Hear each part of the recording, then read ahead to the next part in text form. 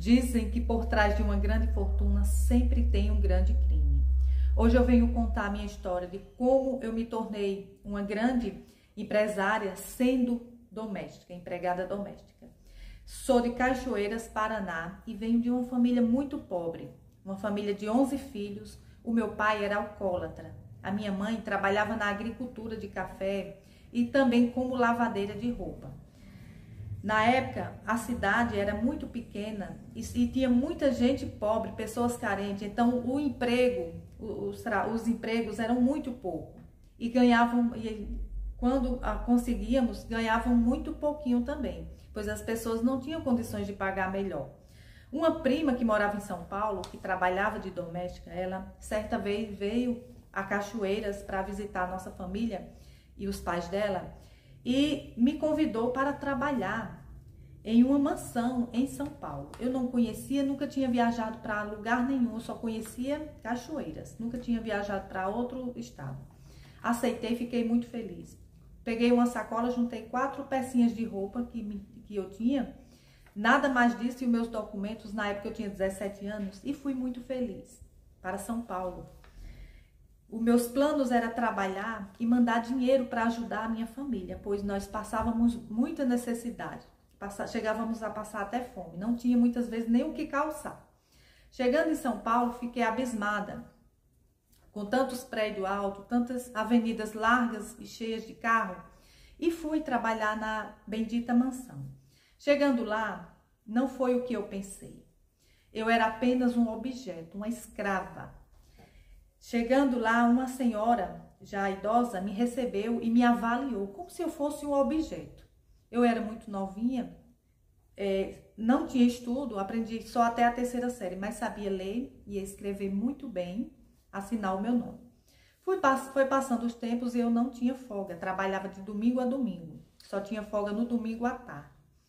Então, comecei a sofrer as humilhações.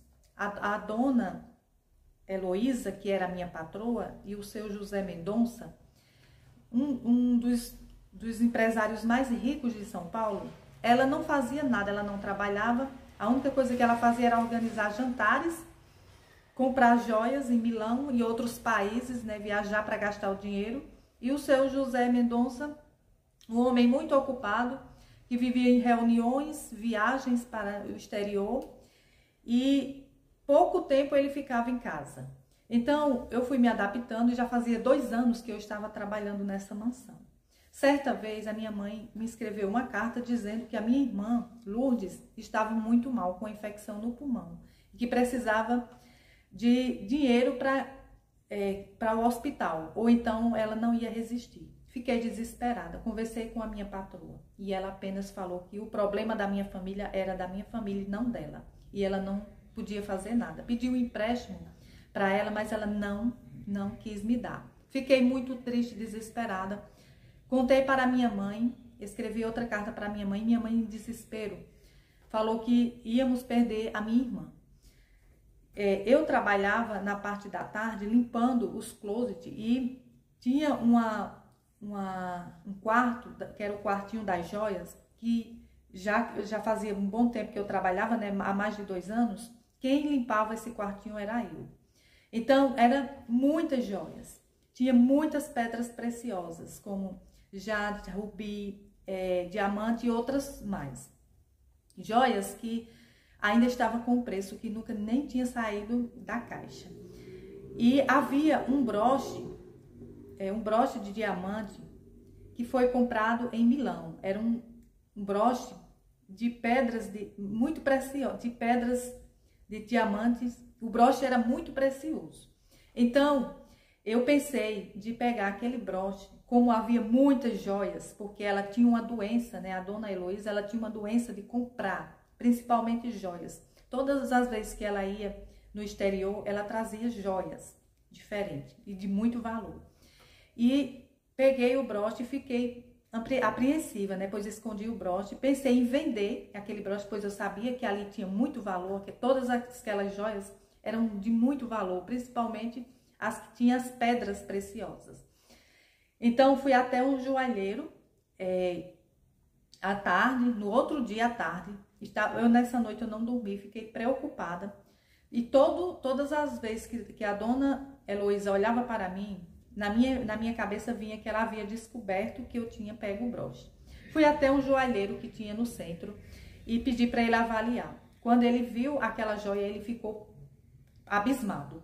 E ele falou que não tinha condições de comprar aquela joia. Eu perguntei para ele quanto valia aquela joia. E na época, a minha mãe precisava de 10 mil. Ele falou que a joia valia mais de 60 mil. E ele não tinha condições de comprar. Só que ele me indicou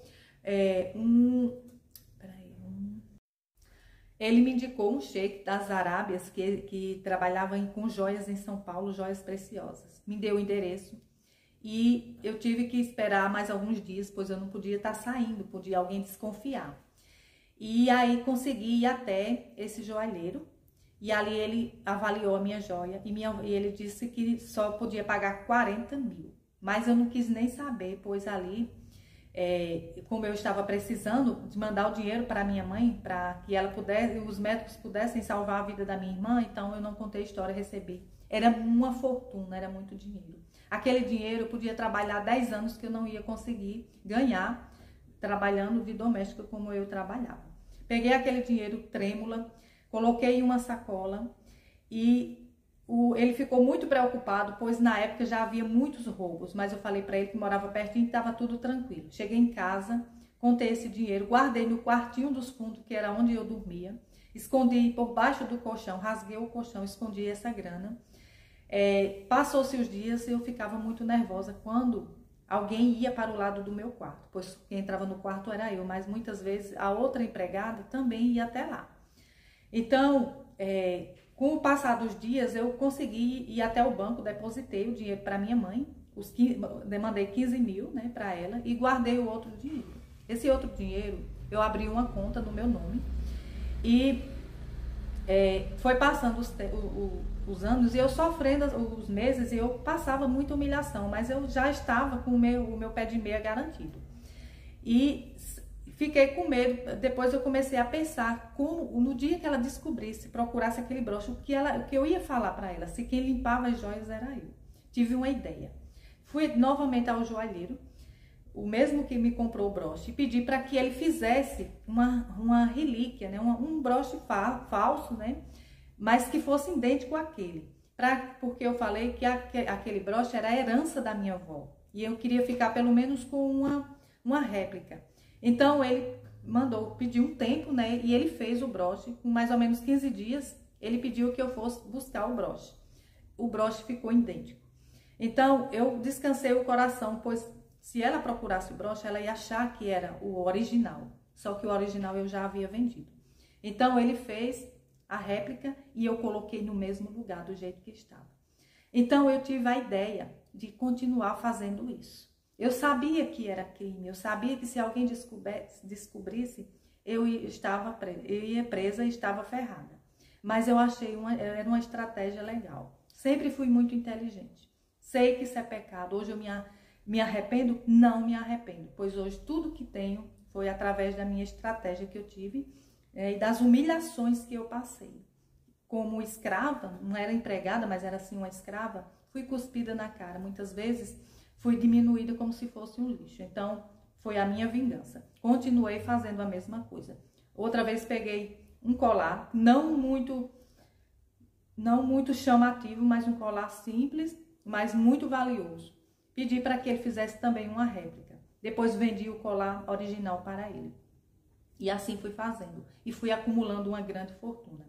Quando eu já estava com muito dinheiro na conta e dinheiro escondido no colchão, eu pedi demissão da casa. E foi aí que eu fui começar a minha vida. Voltei para Curitiba, fui morar em Curitiba e lá comecei a abrir a primeira empresa. Abri minha primeira empresa de loja... Peraí que eu tô aqui. Uma loja de material de construção muito grande. Depois comprei outros bens, terrenos e fui construindo prédios para alugar. Vamos continuar o vídeo. Prédios para alugar. E assim foi crescendo a minha fortuna. No passar do tempo, depois eu fiquei sabendo... Peraí, pessoal, vamos pular aqui Peraí que a gente vai ter a... Só eu dei uma paradinha aqui no vídeo porque a cidade tá em festa, é muito carro de som, muito barulho, entenderam? Então, eu tive que parar um pouco.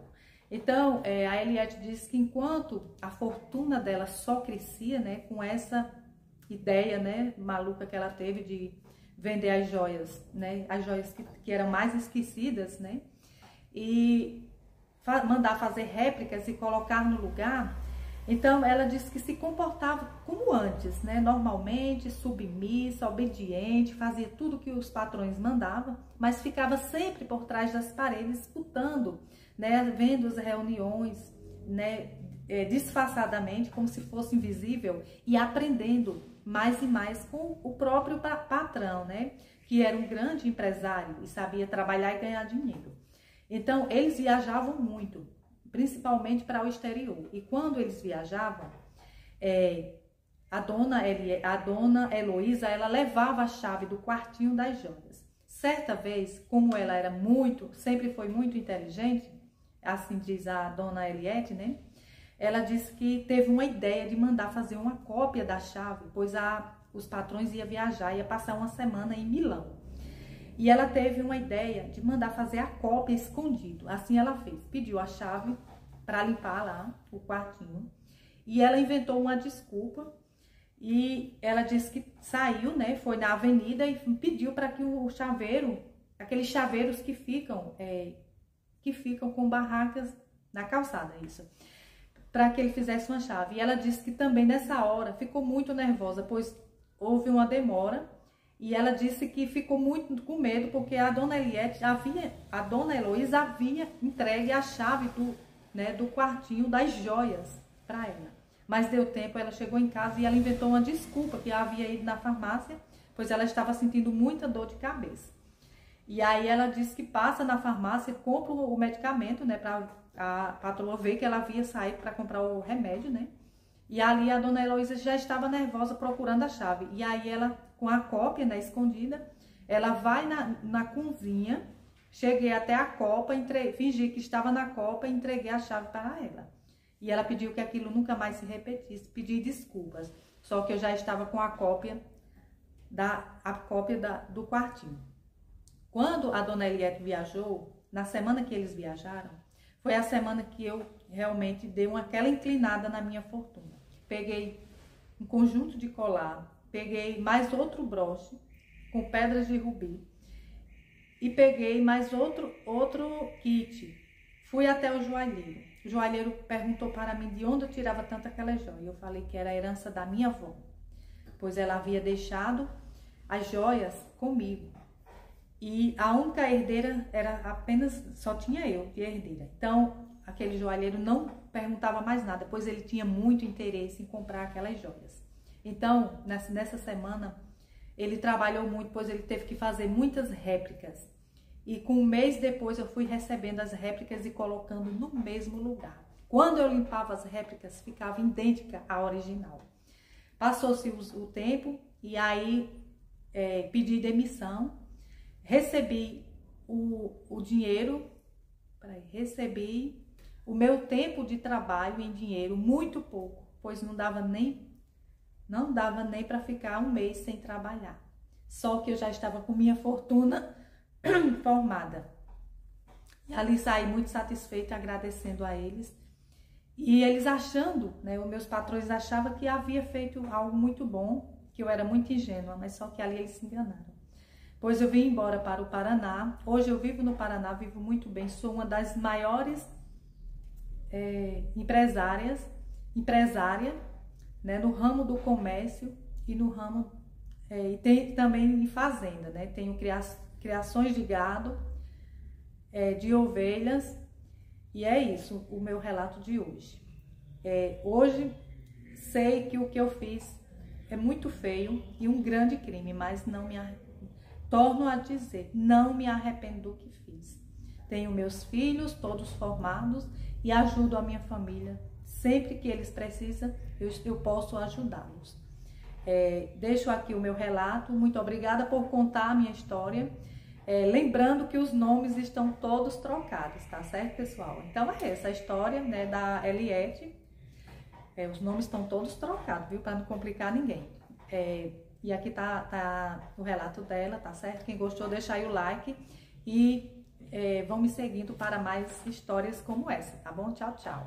Lembrando, pessoal, que aqui eu não conto só relato sobrenatural, eu conto histórias também, certo? Não é só o sobrenatural, aqui eu conto muitas histórias. Podem ver que no meu canal tem muitas histórias também que não são relatos sobrenatural, são fatos que acontecem, né? E as pessoas me enviam, né? Para que eu possa estar contando aqui, tá bom? Beijo, meus amores, tchau!